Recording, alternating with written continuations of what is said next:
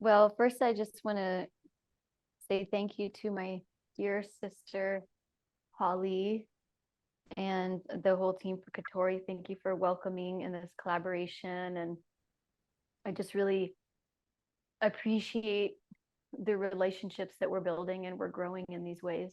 So I just want to salute you, Holly, and the Katori family. Thank you. Yeah. And I'm coming here. Oh, sorry, what was that?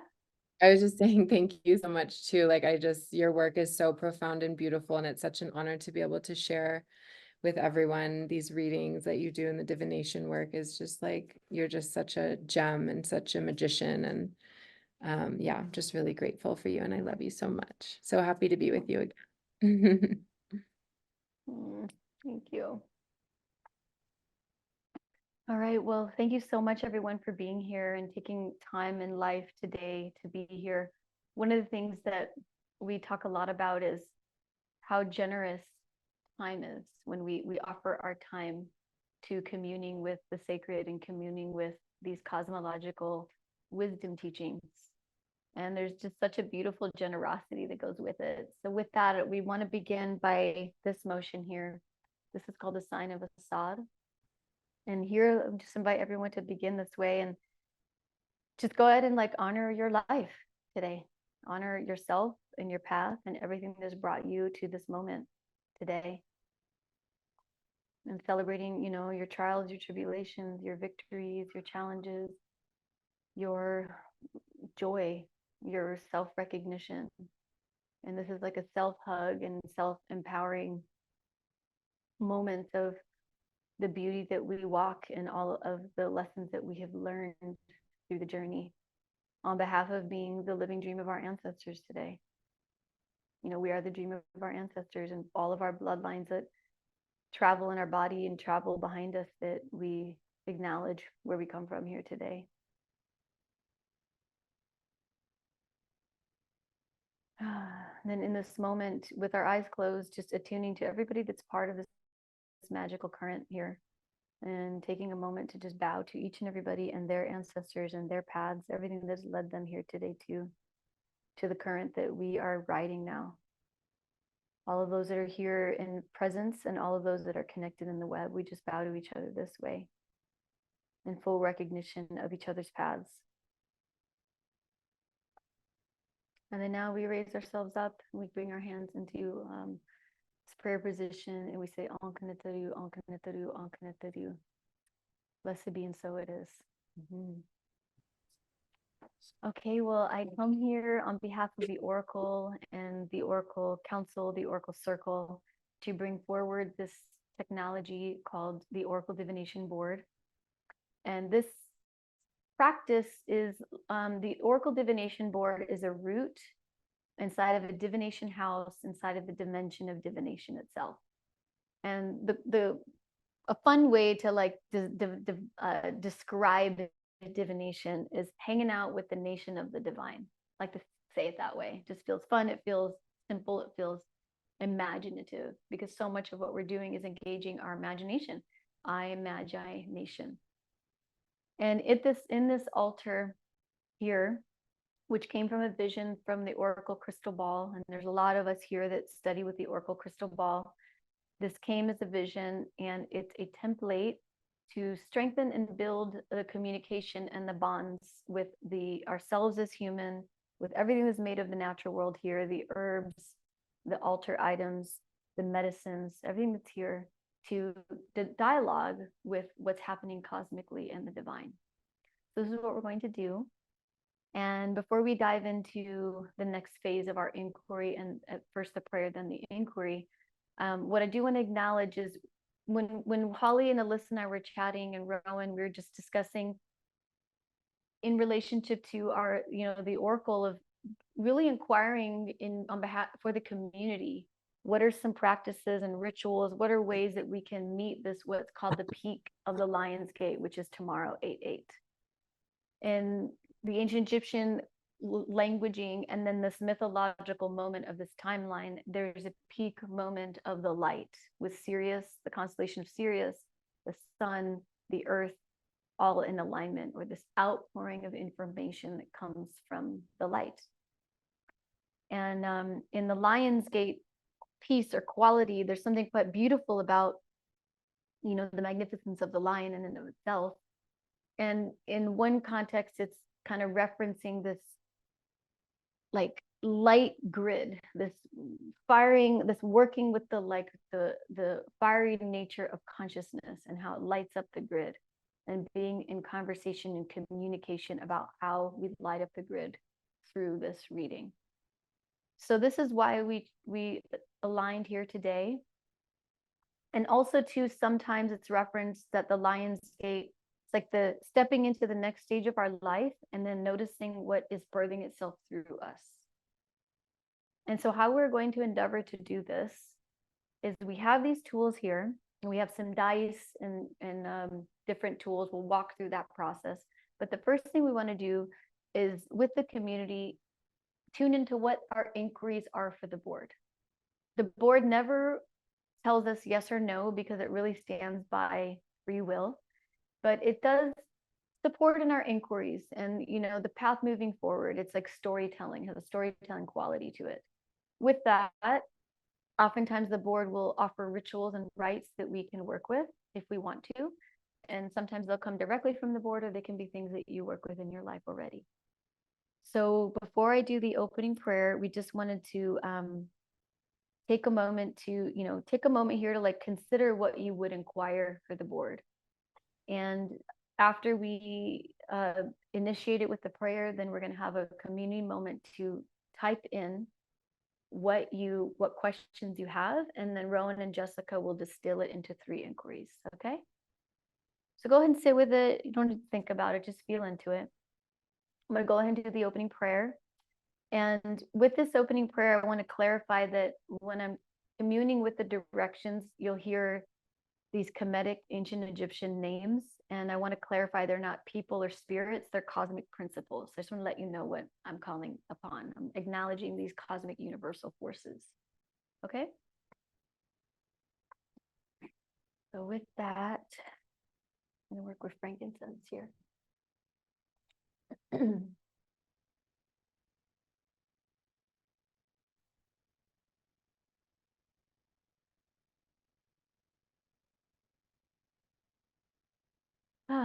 Greetings and gratitudes to these ancestral homelands of the Nisanan, this area, Ustama, also known as Nevada City, and all of the homelands that are gathered here today from all over the world, and also for those that witness this in the future.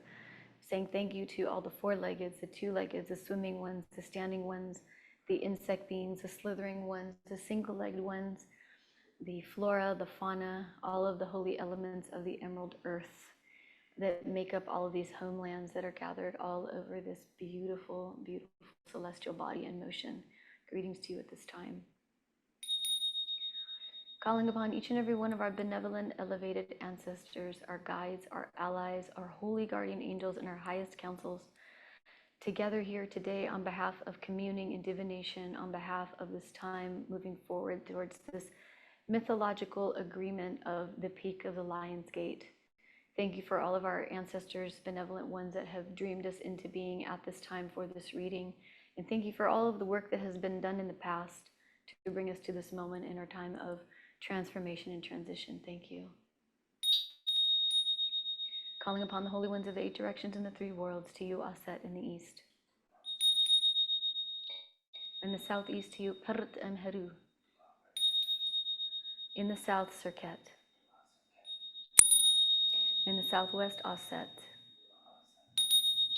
In the west, Nevitet. In the northwest, Kekiut. In the north, Neith. And in the northeast, Sokar.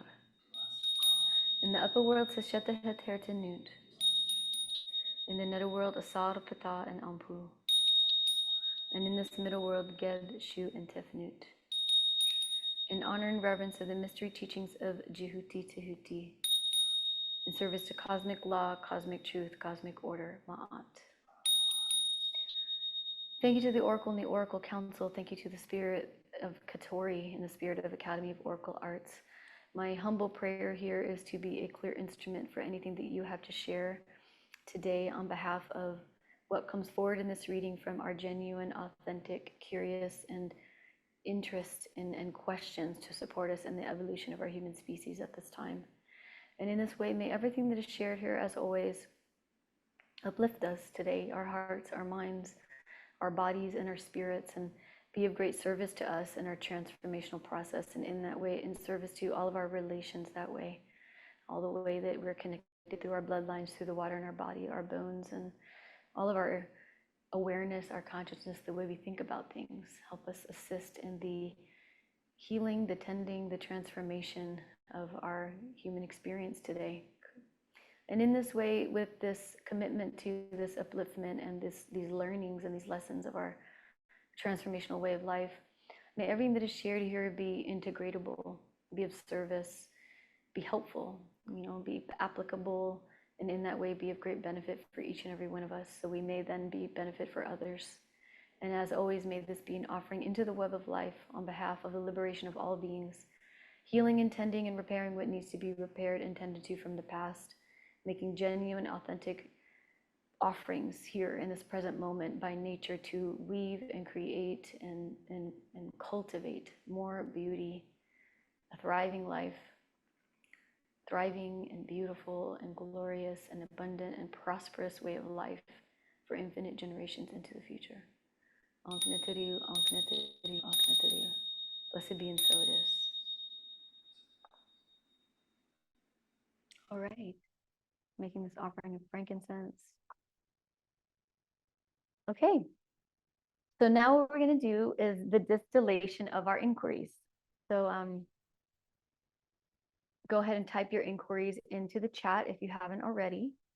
And Rowan is going, and Jessica are going to receive them, and then they're going to do a process of distillation to distill all of these inquiries into 3 questions. And as they're doing that, I'm just going to share a little bit more about the board through this process, so we have an idea of what we're going to be engaging in. So for, oh, there's a ladybug on the board. That's quite fascinating. I have a strong relationship with ladybugs. Here's the board, just so everyone knows. And this is a blueprint, a cosmological blueprint with the ladybug of many different universal teachings in relationship to the tree of life, the planets, the zodiacal wheel. There's aspects of gene keys in here and the I Ching, as well as the 32 intelligences, our spiritual body, our physical body, our emotional body, all kinds of ways to see how corresponding relationships, the interior temple and the exterior temple, that which is above and that which is below, how they come at that which is within and that which is without, how there's this interdependent communication and reflective process. So this is what's on the board. Simultaneously, we have a circle of resins and medicines that go along with it. So we're working with the plant kingdom and the trees, the standing ones in the form of frankincense, sage, camphor, myrrh, blue lotus, cedar, lavender, tobacco, and copal and rose to assist us in this process. And then we also have a community of altar items, ritual tools that imbue the energies that we're working with the elements inside of them. Crystal ball, a rose, water, our cauldron here, the fire, and our higher council. And then what we're going to be doing is, as these questions are distilled, we're going to have this process with the tools. There'll be 4 dice, and you'll hear me say, let me know when to toss. And then you would type into the chat, toss, and then that's Rowan speaks it, and then I toss it. And then we're going to have these other tools like 3 crystals, black tourmaline, ruby, Lemurian, Ankh, an ancestor skull, a Sekhmet, and a Lilith. And one by one, I'll say, okay, please tell me when to land. And then you type in the chat land, and that's where to land. And then right after that, we will interpret what the board has to say. The board is a medium for these interdependent relationships between the natural world and the divine. And then our job is to read them. And then we have a community, a council of scribes, and all of the scribes from the Oracle Circle will be taking notes, and then we'll be able to distill those into ways that we can apply what we discover in the reading to our lives. So that's the overall flow. And within that too, by nature, sometimes inquiries pop up while we're doing a live reading. If there's another like inquiry that pops up, go ahead and put it in the chat and we'll do our best to notice and pay attention and feel into it. Sometimes even a personal inquiry is very reflective or supportive of the group also. So just paying attention to that. Don't be afraid to just write it in if it's a personal one, because you know, we're so similar, you know, the things that we care about and what we're seeking. And so, yeah, that's a way we can stay interactive. And then with that, we'll just go ahead and go for it. So real quick, the date is August 7th, 2024. And today is a Wednesday. So Wednesday is usually associates with the planet of Mercury. So there's a mercurial quality to this meeting and session today. Then in that way, Mercury is very much about communication and movement, astral travel, ability to commune with the upper, all these different realms in consciousness and aliveness. We also have a Mercury in retro, what we like to say upgrade, or retro upgrade, where Mercury is really close to us. And so with that, we like to think of it in the context of this retro upgrade. There's like paying attention to these wisdom teachings and guidance that are informing us in all of these various ways and enjoying the way that it reveals itself too, even sometimes if it feels slightly challenging. So that's the Mercury retrograde aspect. And then with that, we're right before, as we said, the Lion's Gate, and the math of the day is 8 plus 7, 15, 16, 17, 18, 19, 20, 21, 22, 23. Today, the card that we're working with at this altar is the Hanged Man. And what I love about the Hanged Man, just as an expression, one aspect of it that we commune with in this way, is oftentimes you see the Hanged Man hang upside down and their leg is in the sign of, what looks like a Jupiter sign. The letter looks like the letter 4, a Jupiter sign, gazing over water or communing with the water below, hung over water. And one of the Hebrew letters is associated is the letter Mem, which is the holy mother letter of the water. And one of the ways to consider this today is this idea of meditation, concentration, contemplation, and the differences of them. What it means to meditate and just kind of go into, like, do our best to go into the emptiness, to concentrate, focus our energy, and contemplate what we're noticing with our focus. And in this way, it would be in relationship to the water in our body, or the water in the tub, the water in the cup, the water in the river, the water in the ocean, the water of the rain. Meditate, concentrate, contemplate. Okay, so that's the overall vibe. So now what I'm going to do is I'm going to pick up the board. I'm going to start to turn the board clockwise. And when you feel ready, please type in the chat, stop. Anyone here?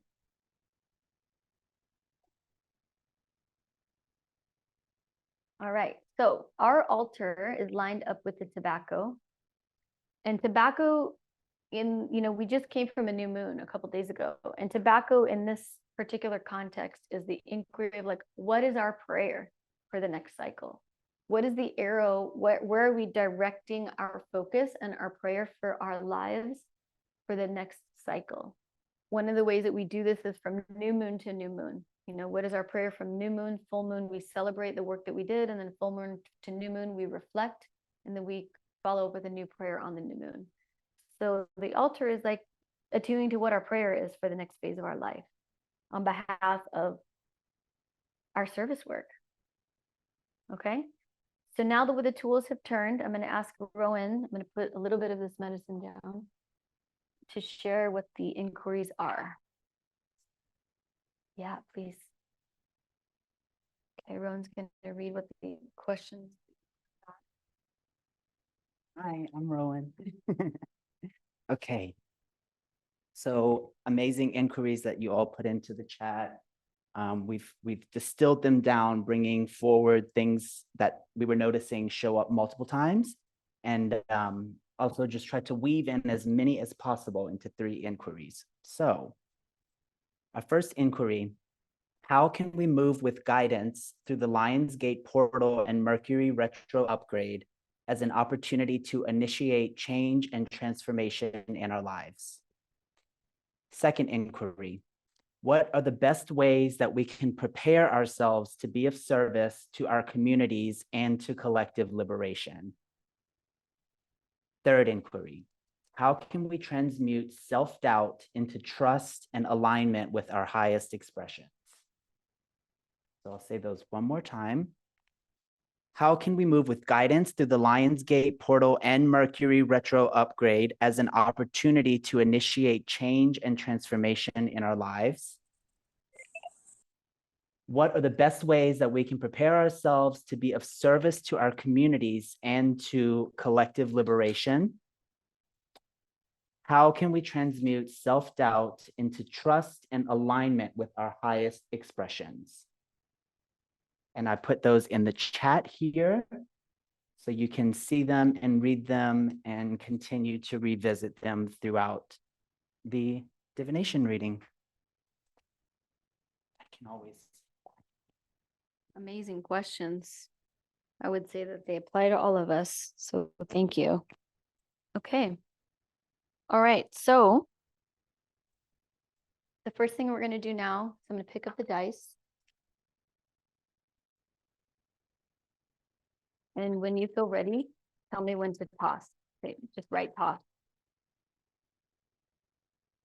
Oh. Okay, now I have the black tourmaline. When you feel ready, tell me when to land. Say land. Land. Again. Land. Again. Land. Again. Land. Oh. Again. Land. Again. Land. Again. Land. All right. Okay. I'm going to go ahead and go for it. Questions. How can we move with guidance through the Lionsgate and Mercury retro upgrade as an opportunity to make big changes in our lives? What is the best ways we can prepare and be of service to our communities and collective liberation? How can we transmute self-doubt into trust and alignment of our highest expressions? Beautiful. All right, so I'm going to go for it and read it. You're welcome to take notes if you wish. I'm going to start with the dice. The dice usually indicate like the bigger picture because we never know where the dice are going to land. There's like a divine quality involved. And then the tools indicate how we interact with what this bigger story is. Okay. So I'm going to start here. 7, 4, and 5. Okay. So the first thing that Mercury, it's a Mercury signal, and this is where on the Mercury retrograde Lionsgate opportunity. The first thing that Mercury wants to clarify is part of a retrograde opportunity, particularly in the context of Lionsgate, is in some ways to help us really, it kind of like helps discipline us to actually notice what we're supporting to grow. You know how sometimes you hear like, oh, you know, things that you didn't complete from the past come back around, or, you know, technology does its thing in the way that it does it, and it kind of like stops us for a moment. And then all of a sudden, it's almost like creates this like, okay, stopping point so that we can actually notice what we're tending to that's growing and expanding. It almost like creates an opportunity for what the board said earlier with the hangman, where like to stop and contemplate for a moment. Especially in the moment with Mercury's like moves really, really fast, and it feels that way lately. It's just like the summer moving really, really fast, going here to there and everywhere. And the retro upgrade is like, all right, well, what are we upgrading? What are we focused on? Why? What's the who, the when, the what, the where, and the why? What's the why that we're putting all this energy moving forward? Have we looked at the details? Have we taken care of all the little specificities that are the integrity points, like an integrity check moment, where there's an internal integrity check or an external integrity check? And in this way, it's because like the board's like, I feel like we all have a fair understanding at this moment that we're growing in together of how every act sends a rippling effect into the web of life. We're learning about what that means. So like, is this action actually nourishing the beauty I want to see in the world? What is the beauty I want to see in the world? What is the beauty I want to make in the world? Is what I'm doing actually doing that? And sometimes the Mercury retro upgrade possibility like stops us for a moment to check and to like get really even more attuned in the interior on what we're building in the exterior to help build a bridge between the subconscious energy in motion and consciously what we're doing. It's like Mercury's like, okay, hold on a minute. You know, we're moving fast over here. Hold on a minute. Let's look at what is actually building on the exterior from our interior temples. What are we thinking about? How are we saying what we're thinking about? What are we thinking about when we're in action? Is what we're thinking about connected to what's in action? It's part of what the board is suggesting that is helpful to consider. And then also this dynamic with Mercury in retro upgrade and before the Lion's Gate to allow ourselves to actually dissolve and go into a transcendent state, to allow something else to show itself that's not exactly what we are thinking we need to do. It's like, let's just like not think we know what to do for a moment and listen from a very like transcendent place.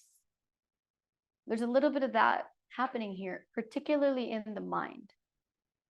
And that can be quite interesting to do, you know, because the mind is so active. And, you know, earlier the board really referenced the water. And so I would say one thing that would be very powerful and helpful for all of us is to dissolve ourselves into water for the purpose of transcendence, to just let the water like receive the activity of the busy mind and busy things, all the things that are going on in our mind. More things are going on in our mind than we're actually physically doing. You know what I mean? So it's more about the mind's activity. Go through a journey of dissolution. This came up in a call a second ago.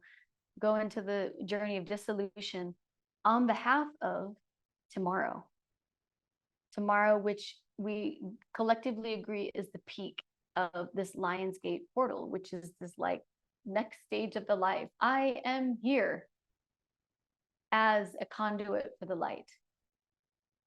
What does it mean to be a conduit for the light? What does it mean to be an anchor for the light? What does it mean to be a receptacle for this infinite light to move through us and to emerge out of us from the darkness, go back in? What does it mean to be a conduit for it? How are we a conduit for it? How are we an anchor point for the light to continue to move through us? So this is the first thing that the board wants to suggest. It's saying that like most of us are in like completing a final shed, you know, in our Oracle circle, we were talking about sacrifice. There's a little bit of a shed going on. We're all in it. Usually when we get through one shed, we're like, whoo, we did it. Give ourselves a round of applause. Then we start another one. So we got a quarter to go. And the board wants to suggest to like, just get clear on what we're shedding the last quarter and be like present with it. And where is it, like, where are we holding on and stretching things, or where are we just being like, thank you, our work is done here? You know what I mean? Like, and part of this shedding process is the gratitude our work is done here in a genuine, authentic way. It makes it so we can release it. If it feels like it's like tug of war type of thing, it's maybe because there's not a gratitude for the work that's been done, or like a genuine, like authentic, like, oh my God, thank you, you know, or like that can help with allowing the final shed to move forward. So this is the first thing that Dice wants to share. It's also saying, use your cauldron too, you know, or your burning vessel, your copolera. whatever you utilize to burn, and let the plant, particularly camphor or myrrh, are good ones. Camphor or myrrh, to just like bathe, cleanse thyself in sacred smoke. You know, like when we burn the resin, it transforms into smoke. We don't know where it goes, but it goes somewhere, you know? And oftentimes when we cleanse ourselves with it, it goes inside of us invisibly, and the plant smoke knows what to do. So sometimes we don't necessarily need to know it all. We just like open up the field of trust. And this is where the doubt comes in, because it helps move the doubt out. So we're going to get more into that. That's the first dice.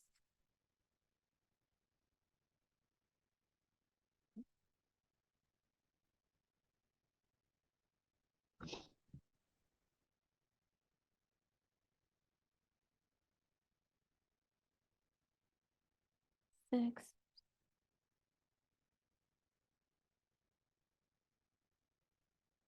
The board is suggesting too that turn around and check like the perimeter of ourselves in our house, our home, the home that's our body.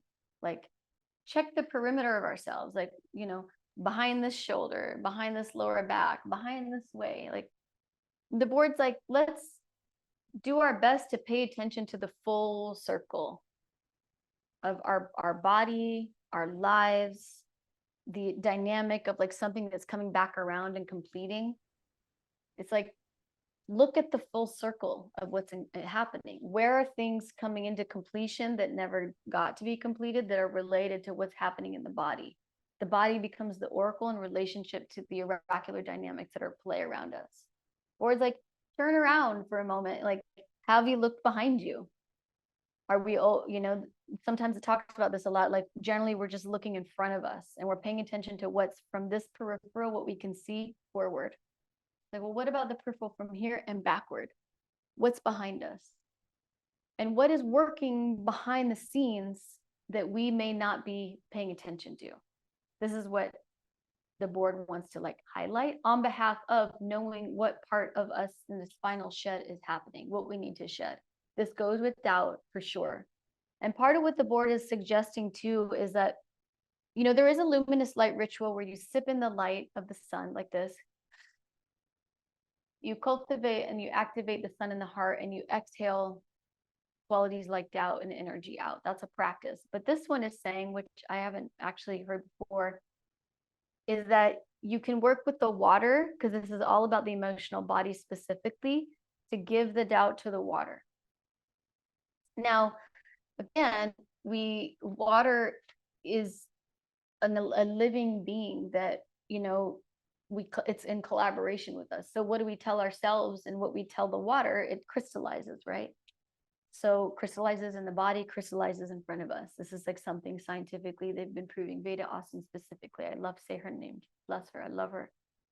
What this is suggesting is, in the process, noticing when we, with the water, utilize the water and ask the water, we talk to the water, we don't talk about the water, we talk to the water to receive and help us dissolve the doubt and change its form into something else.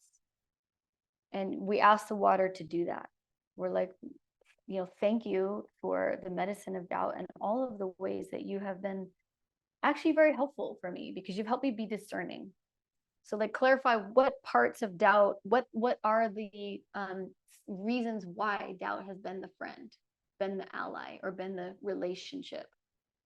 And like, what about doubt has somehow been helpful?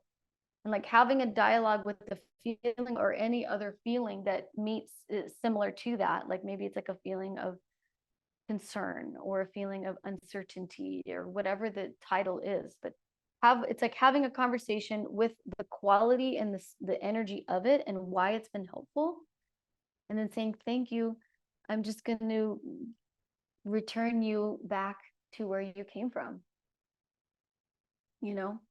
And then when you return it back to where it comes from in like grace, then bless thyself with the water, like a way to like be renewed. Part of a purification rituals in a lot of the ancient Egyptian tradition, their function is to reset, you know.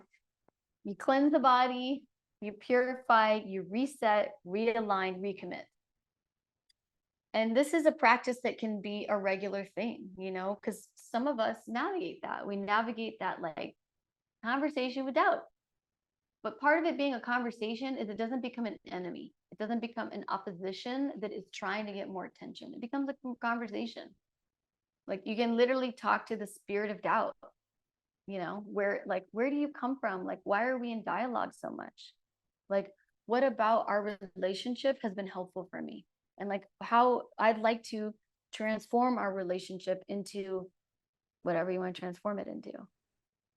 And in that, we're using our voice, the power of our word to dialogue and transform it too. Because sometimes with these energetic qualities, if we don't talk to them or talk in relationship to them, or like the classic go to counseling or a counselor, it's almost like you're having counsel with the energy of it itself.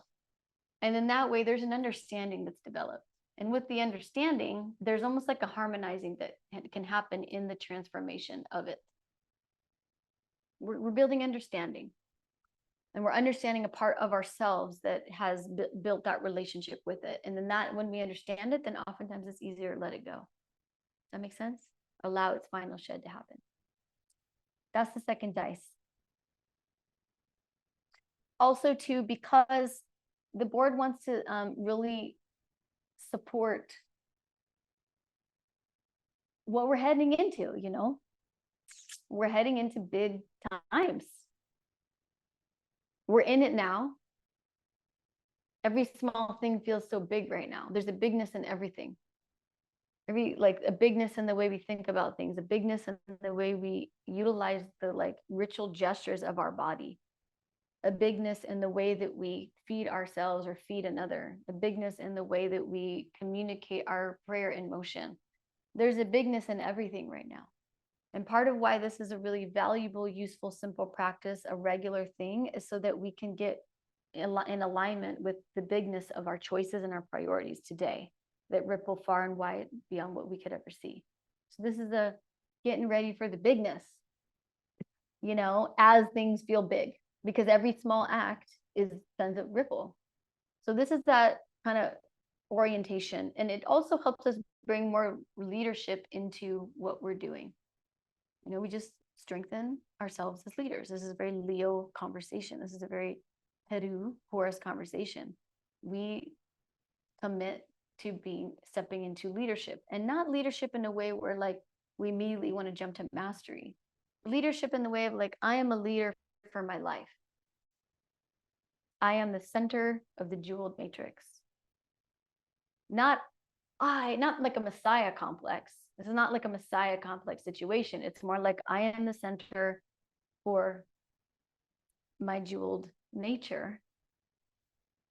How am I going to meet this on behalf of being of service to others? That's what it's talking about in the context of leadership. Okay, moving forward.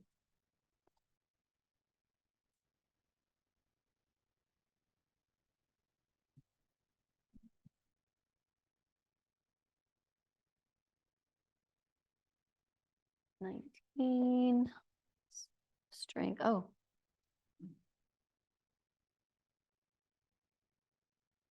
All right, there's so much water in this reading. It's very interesting. I feel like in general, with every time I'm in communion with Katori, it's about water. It seems to be part of the spirit of Katori, like the medicine and the teachings of water. One of the things that it's referencing off the bat, we have Aquarius. I'll speak out what's here. Aquarius on the sun in alignment with strength and in alignment with the number 2 in the emotional body in Sagittarius. You know, the question being, what is the best way we can prepare to be of service to our communities and our collective? Well, number 1 is to fortify ourselves. You know, like what fortifies our heart, our mind, our body, and our spirit? And what fortifies the energy and motion that is oftentimes like determined to be emotions, and sometimes like we hear over emotional? How do we fortify ourselves to notice the magnificent energy that's in motion and all of its feelings? You know, like somebody asked me the other day, like, how is how is this, I went to a particular ceremony. How was the ceremony? I was like, there's so many feelings, you know, like there's so much. And then it's like the board is reflecting back right now how to be in attunement with the energy in motion. In relationship to water, this came from a board reading a couple months ago that I'm just seeing. It's like communing with our energy in motion in relationship to the qualities of water. Having this flash of a reading. Sometimes readings flip back and forth. What this one is referencing, there's an electrical current of water. It's electric, it's alive, it's a conduit for light. Light comes into the water. It's, and how is this energy in motion? What is it related to and how water works? Is this like a tornado? I mean, a typhoon. I'm feeling like a typhoon today. I'm feeling like like rolling soft waters. I'm feeling like ice, hail, water. I'm feeling like a snowflake of water. I'm feeling like a tidal wave. I'm feeling like the moment when a stone throws in the water and it ripples softly across the lake. I'm feeling like the ocean. I'm feeling like the moment when the wind comes and it stirs up the ocean. I'm feeling like the ripple of the ocean when a whale moves through. I'm feeling like the sound of the whales in the water. Communing with our emotions, our energy in motion with the qualities of water, like a bubbling spring, or the way that the fresh water comes out of the canyon of Shasta. Or I'm feeling like how when the pool of the water dissolves into the earth and it gives the earth a drink. Building a relationship with our energy and motion, our emotions, like how water works and is. And in this way, it starts to help us commune with what's going on personally and collectively. It's part of preparation. Because in this way, attuning to the conversation or communication with water is also related to how we speak to ourselves, how we notice what's going on inside of ourselves, how we imprint the water in ourselves, and how we are part of imprinting the waters in others and in the world through the way we communicate what's going on the inside. When we start to walk and talk and communicate in relationship to water, it's like water's talking to each other. I've never even heard this before. Water's talking to each other, through the energy and motion. And then we're studying with water because we're made of water. The earth is made of water. We come from the water. We are raised in the water. We return to the water. And in this way, the spirit of the matriarch starts to come alive again through our conversation, in our communion with the Holy Spirit of the water. How does this prepare for this time to be of service for our communities and our collective liberation? Part of, the wisdom of the water is the wisdom of the ages, right? Because water never leaves, it changes form from like liquid, solid, gas, plasma. It changes form. So when we're in communion and communication with the water, and we're working with the water from a very conscious way, whether it's like a purifying way, a cleansing way, a blessing way, a prayerful way, like a drink that is a drink of like nourishment and hydration. When we're communing in that way, we start to not only like talk to each other that way, we prepare our own bodies, we actually fortify ourselves through shifting the way that we talk to ourselves and talk to each other. And then by nature, we magnify people and situations towards us that are fortifying. It's a strengthening process. We strengthen ourselves so that what comes into the light of this next phase is the wisdom, the voices of what makes life and what nourishes life. Part of this too, in relationship to the human experience, is when we think about our goals, it's connecting with clean, pure, nourishing water for the nourishment of all life. When we start to communicate in relationship to water, we start to think about water, we start to care about water, we start to care about all life. And then everything we're doing starts to move in orientation towards protecting, caring for, and tending to all life on behalf of the future of all life. So this is part of what the board has to say about that. Fascinating. Fascinating is what we say, like fascia. Fascinating. Okay.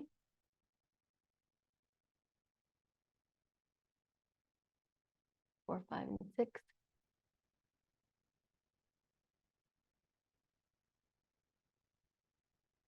Three questions. How can we move with guidance through the Lion's Gate and Mercury retro upgrade as an opportunity to make big changes? What is the best ways that we prepare and be of service to our communities and collective? How can we transmute self-doubt and trust in alignment of our highest expressions?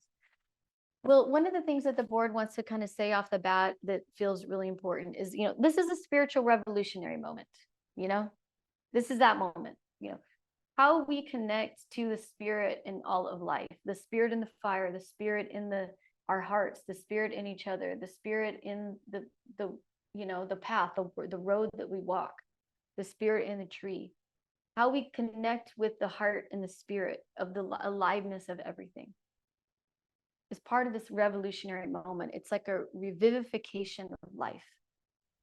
And in this, we're going through, as we all feel, a collective, fire.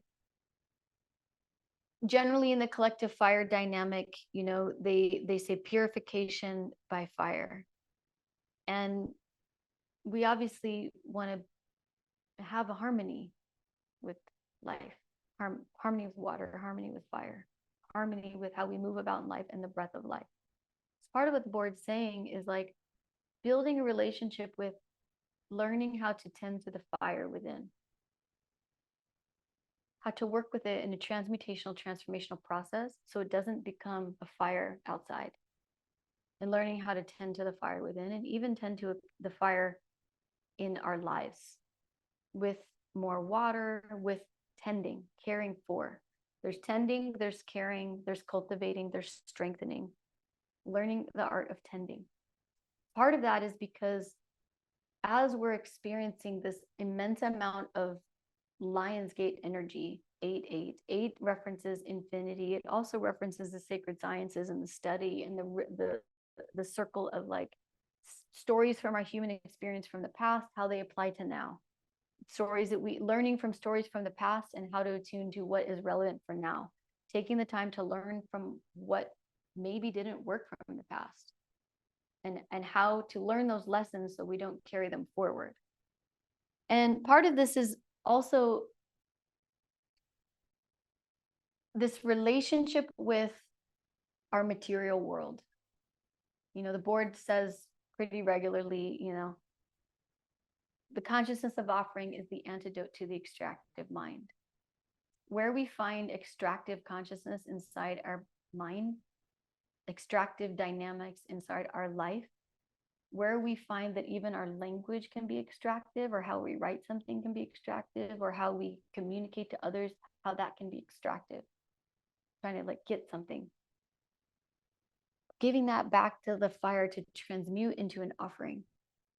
Even like in there's this, what is it, course content. When we're developing a course content, what are the takeaways? That's a good example. What are the takeaways? When we think about like a takeaway, we're taking something away. The term take itself has like an extractive quality to it. Like we're taking it away.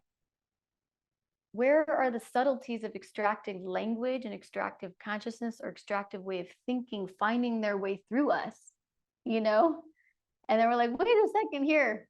And then we look at that, we notice it, and we then offer that to the fire to be transmuted into an offering. And so that way we're moving further into offering consciousness. This is a big part of it, because part of the collective liberation and the the way to serve is to serve by shifting the consciousness around extractive consciousness to offering consciousness. The board always says so that we become good food. Now, also within that, moving through this Lion's Gate portal, it would be worth it to notice tonight in preparation before tomorrow, where in our lives again, it's a tricky one, right? Because most of what we experience in life is extracting from somewhere else, including our phone, including the camera that we're looking at, our computers, all of it. So part of it is just taking a moment to consider where in our lives we see we can be less extractive. It's a hard one. And then also in our language and in our mind, and in the way we talk to each other, and the way we think about things, how we can shift from extractive languaging or energy, or even like when we use our hands, like this idea of mine, or even sometimes like this, like we're shooting energy, how we use our body, and we shift that dynamic into offering. How we even might even be worth it to practice for tomorrow, what it means to like do this with our body. So we start to feel into how to be an offering versus how to take from. This would be helpful for collective liberation. Because part of liberation, when we collectively focus on liberation on behalf of all beings, human and more than human, it's connected to the dynamic of extraction and taking and colonizing from everywhere and all around. It's a tough one. This is a big one.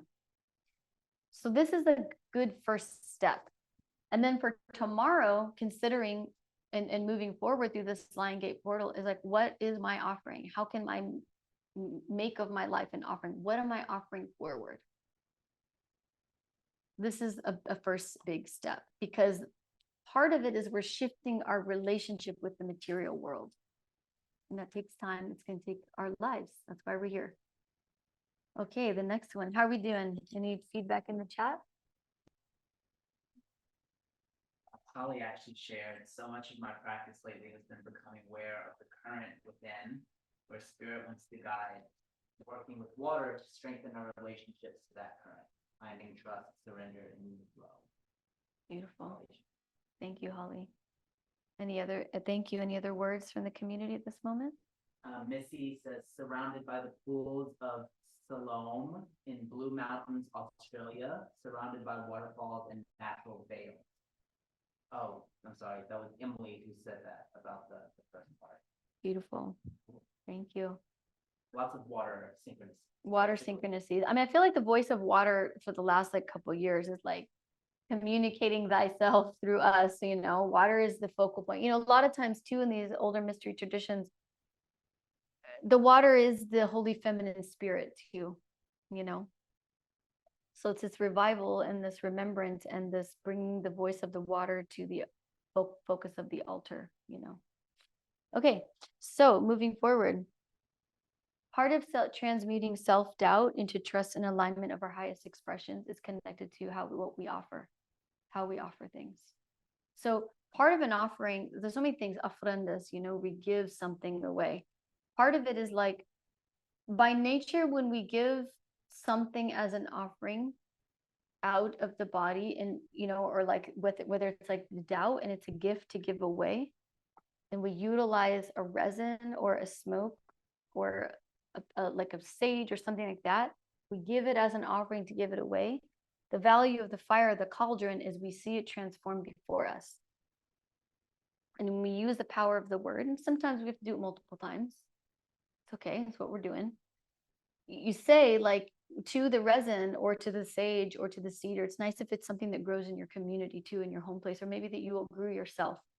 You say, again, I offer this doubt and transmute it into trust, and I offer it to this cauldron, and you see it change form, and you see it go somewhere it needs to go.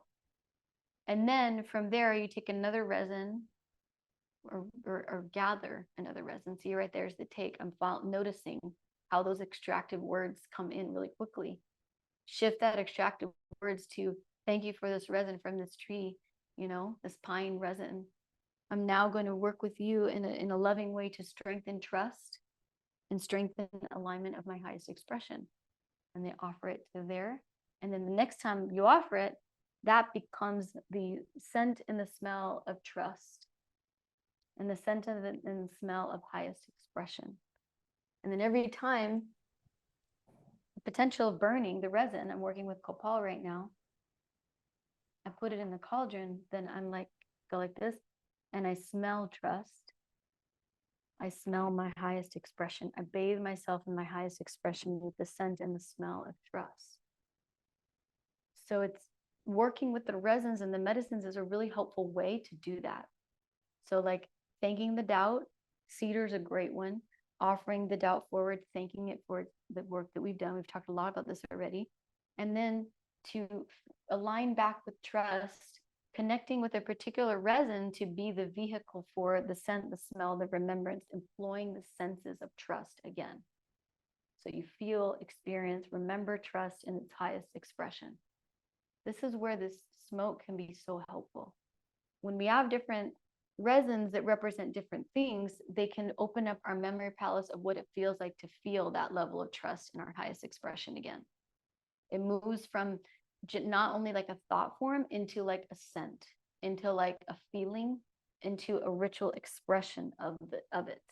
So like by the energy of offering it in, the remembrance of trust in my highest expression, and the ritual gesture of inhaling and the ritual gesture of bathing in it, the entire body, heart, mind, and spirit is involved. Everything's involved. And in the moment where we forget, we remember how to remember. We remember that the copal can help us remember. And then all of a sudden we get into the habit of remembering what trust and the highest expressions of self smell like, feel like, taste like, because you can start to taste the resin and the body motion of it. So let's say you're, on a plane and you can't necessarily burn the resin on the plane. We can return back to the memory of when we did it and use the ritual gestures of that smelling, tasting, feeling of trust in our highest expression again. So it's part of the value of engaging all of the senses in it. So then it becomes a sensual relationship with what trust feels like and what our highest expression feels like. And we have access to it in a variety of different ways. So that's what that has to say. Part of it also in relationship to the prosperous perspective is how do we perceive the experience of what we're doing? And cultivating that as a regular dynamic, we start to notice what we're doing or what is doing through us.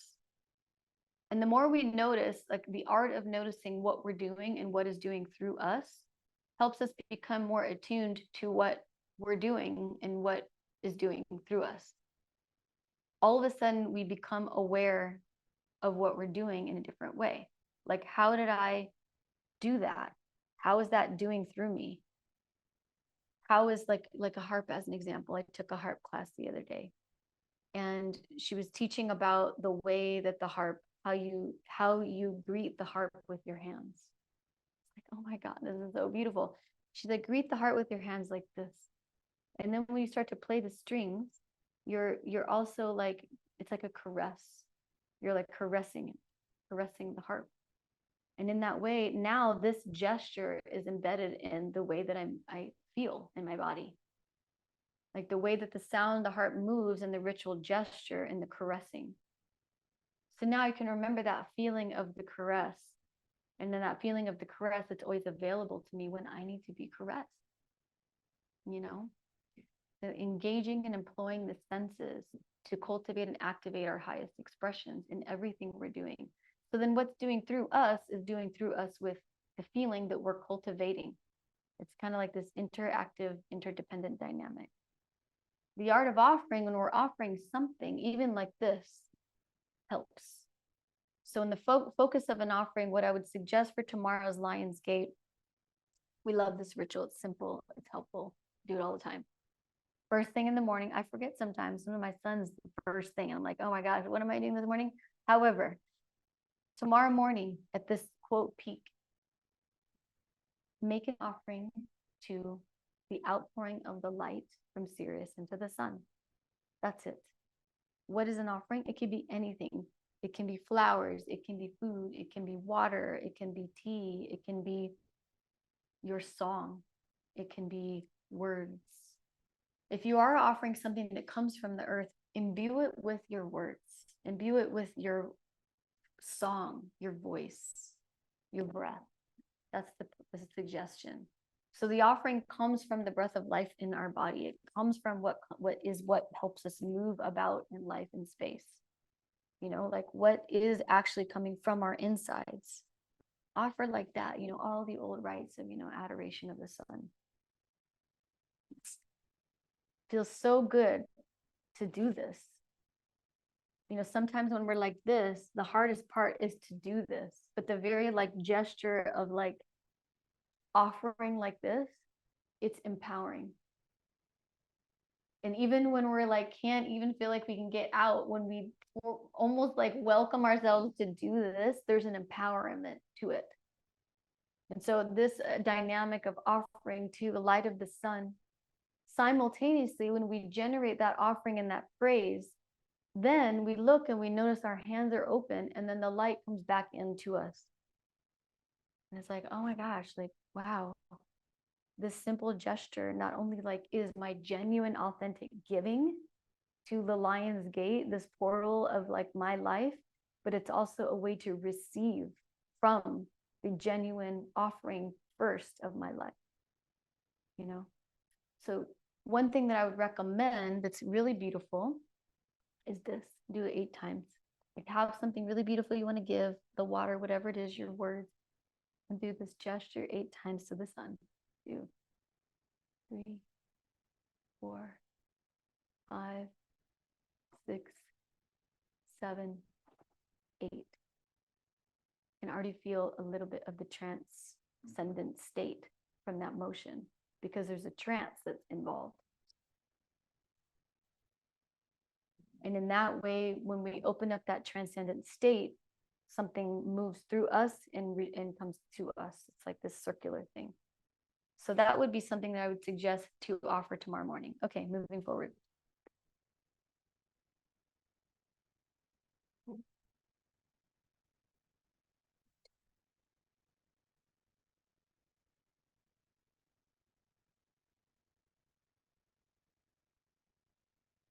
Part of the path moving forward is also in relationship for tomorrow, because the question is like, what is the best way to how can we move with guidance through the Lion's Gate and Mercury retro upgrade as an opportunity for big changes?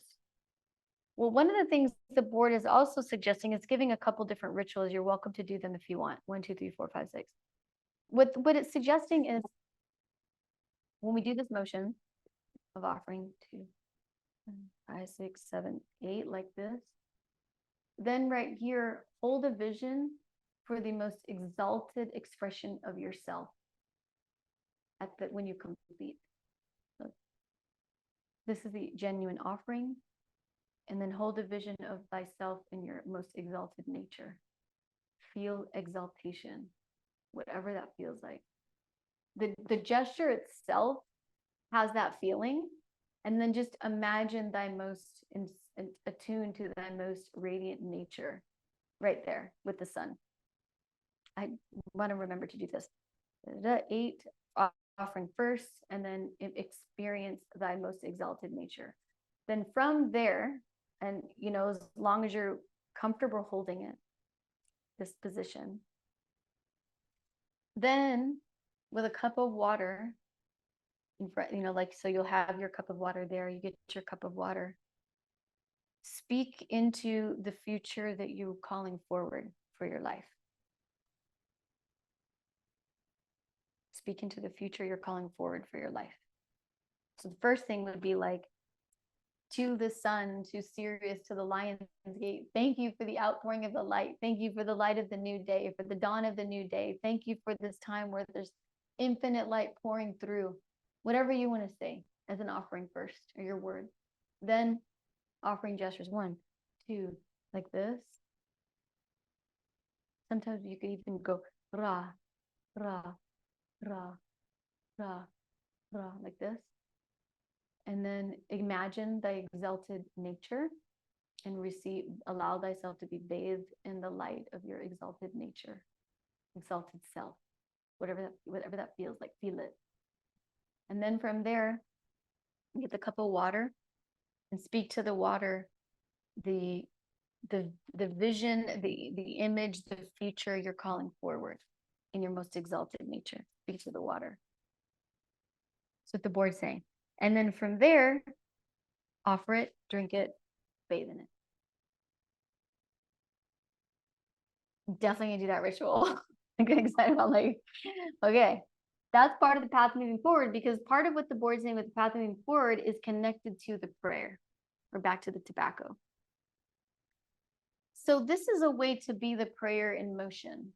And part of the purpose of the process of this, the light of the new day is the outpouring of new light that's coming in. The light of the day of the Lion's Gate for the big changes, you know, in the Mercury retro upgrade period, is like this big outpouring of information and possibility. And so when we do this process of like adoration, you know, the gesture of this, it's empowering by nature, you know, and it's different from like this, or it's different from like this. It's different than like this, because this becomes like a bowl for the light. You know, it's like an offering gesture, and it's a receptacle, it becomes the bowl for the light. And so when we do this and we adore and we speak words of adoration, we cultivate that feeling of adoration within always, and through this process, and then we induce the trance state through the 8 to like to cultivate that feeling. And then from there, we attune to our exalted nature. We make a prayer, back to the prayer for the future we're calling forward, the next stage of our life. And then from there, we offer a drink and bathe in it. This opens the channel in a new way. Okay, that's part of the path moving forward. Next. Question. Yeah. Someone asked about they're saying there's a tropical storm where they're at, and will that have any impact on offerings to the sun if we lack sunlight? No, that's a great question. Somebody asked, there's a tropical storm where they are. Will that have any impact in the light? No, not at all. That's a great question. Thank you for asking that. What's so amazing in our own memory palaces is we can close our eyes and feel the sun. We know what the sun feels like, you know, even if we can't feel it in the moment because there's a tropical storm, we can tune to the sun. And what's really valuable about this is no matter what, we can attune to the sun whenever, because we remember it. And so part of the cultivation of this work is to open up the memory palace to be able to tune to what we need when we need it, whenever. Great question. Okay, next.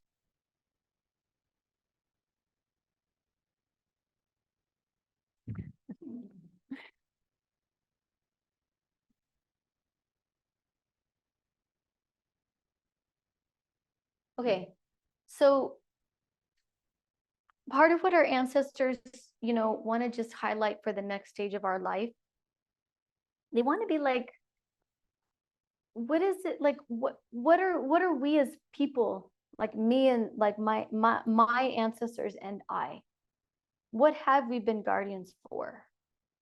Now, it doesn't mean that I'm going to be a guardian in the exact way that my ancestors were, but what have we been guardians for? What have we been pillars for? What does it mean to be a guardian? What does guardianship look like? What does guardianship feel like? Now, in relationship to the questions, you know, part of preparation is fortifying thyself, and the process of fortification and cultivating inner strength to be able to sit upright and then really like be with our life and be in full presence with our life. There's also by nature like a guardianship energy involved.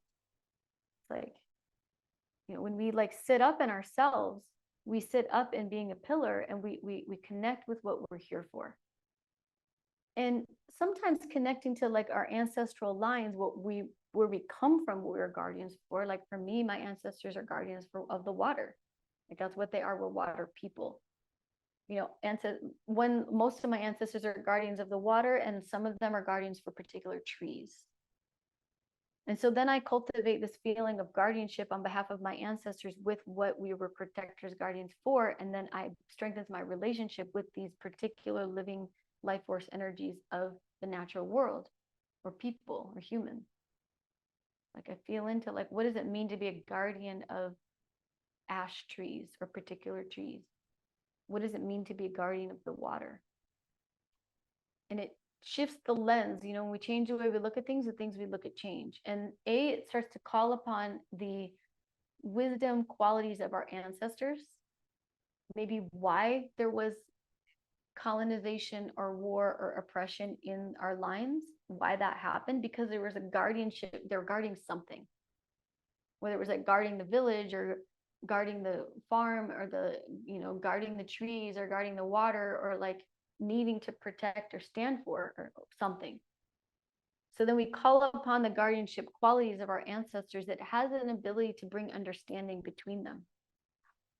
Never even thought of this. It's like it calls upon the guardianship of our ancestors to understand each other, that helps to support the process of reparations so that we meet the next stage of our life in relationship to repair. I'm always going to represent ancestral healing work. I just think it's so helpful and useful forever at this time. But this is one way to like drop into it, okay? Now the board's also saying with our ancestors is maybe we don't know anything of our ancestors. It doesn't matter. We can still call upon the guardianship qualities of the mother line, the guardianship qualities of the father line, like feeling into what we are guardians for. And whether or not we can call them or talk to them about it, we can feel it. All of a sudden, it's like what it's about starts to show itself to us. And then from there, it has this ability to like bring forward, because part of liberation and peace is understanding. Like when we understand each other by nature, it supports liberation and weaves peace into the field. So we're cultivating the process of understanding, like the genuine interest to understand, rather than to like have the right answer or say why or prove your point or prove this.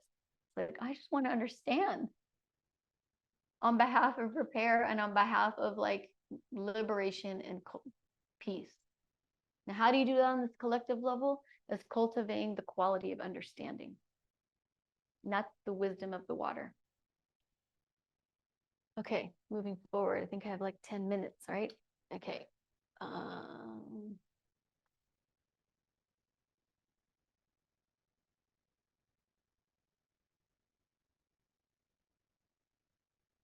Okay. 3 questions. How can we move with guidance through Lionsgate, Mercury retrograde for the big changes? What's the best way to prepare and be of service to our communities, our collective liberation? How can we transmute the doubt into trust? We did a lot of that one. That was a big one for all of us.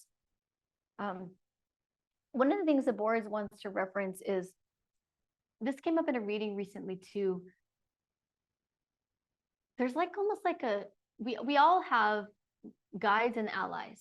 And we at this altar feel like it's very important to always relate to our benevolent guides and allies. Like we just feel like it's like almost like a community agreed rule. We are in conversation with our benevolent relationships more than human. Part of the key of this is calling forward our benevolent council members to assist in helping to create liberation and peace. How does that work? Could be as simple as just asking them to. Like, some of us know who our higher council members are, some of us don't, but we feel them. And if we don't think we feel them, maybe sit with the water and feel them, because they're there. It's like we have more relations in the non-visible world than we're aware of sometimes. At least that's how I feel. So part of the key to this question of like, how do we move through with guidance to the Lionsgate and the Mercury retrograde?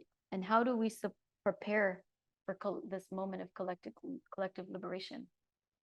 Part of the board saying part of the key is connecting to our higher councils, having a dialogue with these relationships that are more than human, that probably haven't actually been manifested in form here. They're like benevolent relationships that are working in different planes. Now, it's a big topic, and for some of us, we've been on the path of that for a while. Some of us have never even heard of this. And we're like, what is this? My son always says, what is this? One way to do that tomorrow, if you choose to do this ritual, you adore the sun, right? In this exalted way, you do this transmotion. You feel yourself in your exalted nature. You come with the water, you make a prayer for the next phase of a life in the future you're calling forward. Offer the water, drink the water, purify with the water. Then you can ask, call upon my benevolent highest counsel to sit with me here right now, to be with me through this Lionsgate portal, guide me and assist me as I'm moving through this Mercury in retro upgrade. Show me, help me attune to you more so I can consciously and coherently shape with you and create with you. Show me what you're creating. Show me signs of you. Show me things that I know it's you. So we can build this relationship and start to work and create together. This is different from ancestors. There's our ancestors, there's our allies, and then there's our highest councils. The board specifically wants to highlight our highest councils because this is partly connected to collective liberation and collective peace, inviting them to help weave it. Okay, moving forward, a couple more tools.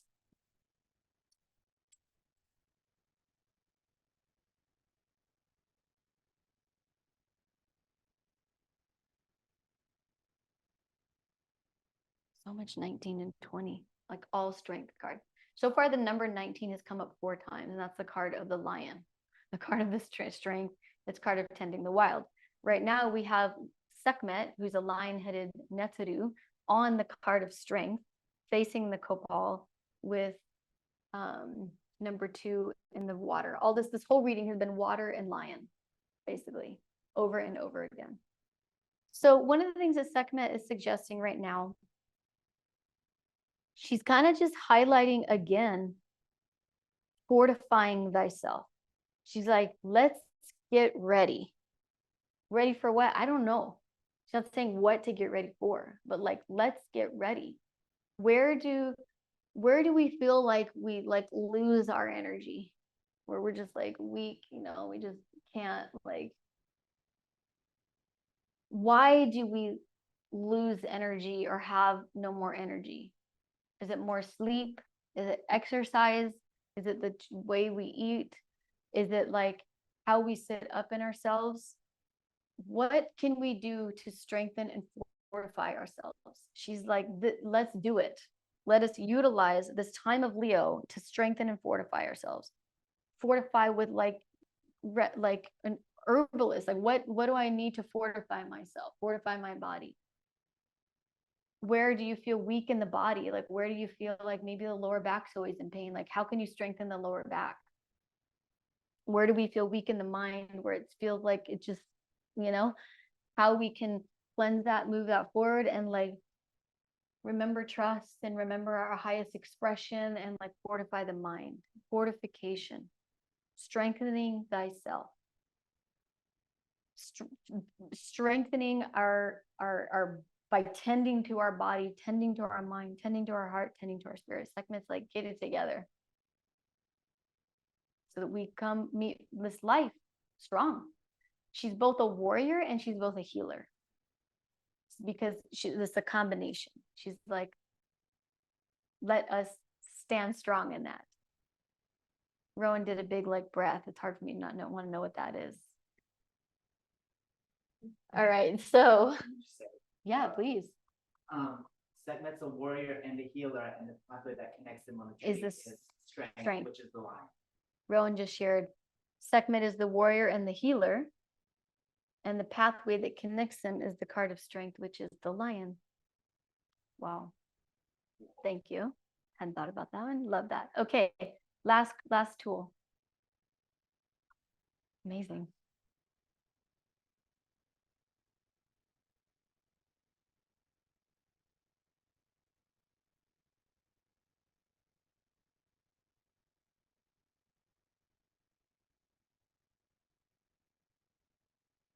All right. Lilith oftentimes is what's unseen that wants to be spoken, what hasn't been shared yet that's important. She's like, in some of our dynamics, we have like relationship threads that we haven't resolved, you know, maybe they're previous partnerships or ones we're in right now, or things that just feel like they're still tangled, you know, or like it doesn't feel like it's like cleared in like a way where we like feel a fresher breath air. You know, some of us have those, and not all of us, but some of us do. Lilith's like, you know, just check it out, you know, check where there's a relationship from the past or one that's current where it just feels a little like, it's eating at us a little bit, and just like notice that and like find a way to bring the golden light of Lionsgate to bring the healing energy through it. Now, it might not mean even being able to dialogue with the person, previous lover or current one. It might not even being able to have understanding in the way that we want it.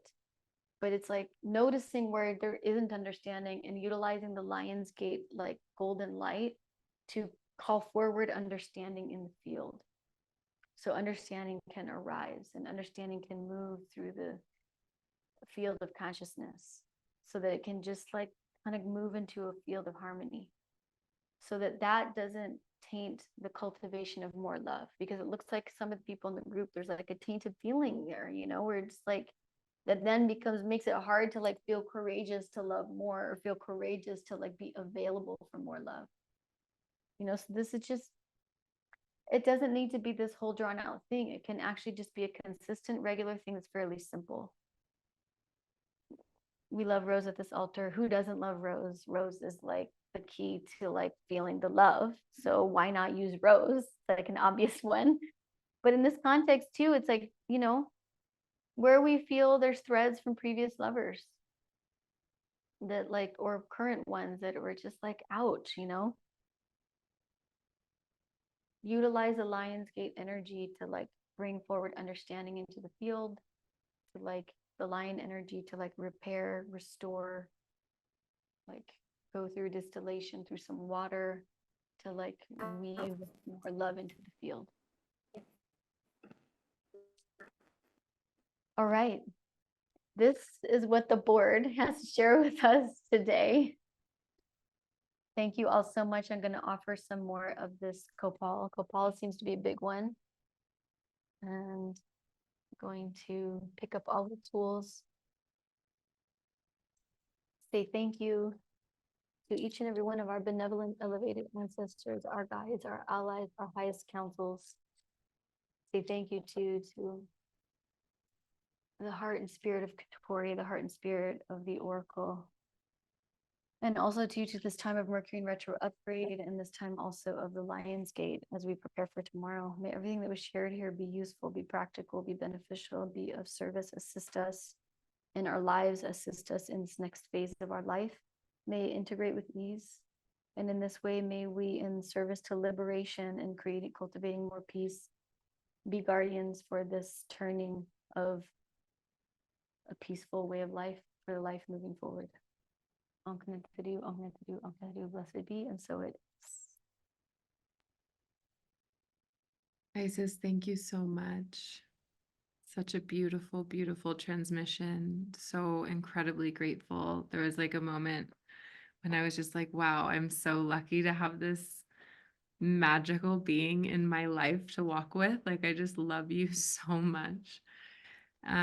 So grateful. And to everyone who joined, thank you so much for being here and sharing energy with us, for contributing to the board, to the practice, the ritual. We decided we haven't been recording so much lately. We've been keeping the events pretty live, but we've decided to record this one and release it tomorrow for Lionsgate. So if you want to rewatch it, or if you want to share it with any loved ones or friends, that will be available in the morning. So yes, we will, that will be live. Yeah, and just thank you all so much for being here. So grateful, deeply grateful for this community. It's incredible. Thank you, Isis. Thank you, Rowan. Well, thank you, Emily. Thank you for all the support, also for facilitating. Blessings. Have a restful evening. We'll see you in Lionsgate tomorrow in the astral. Good night.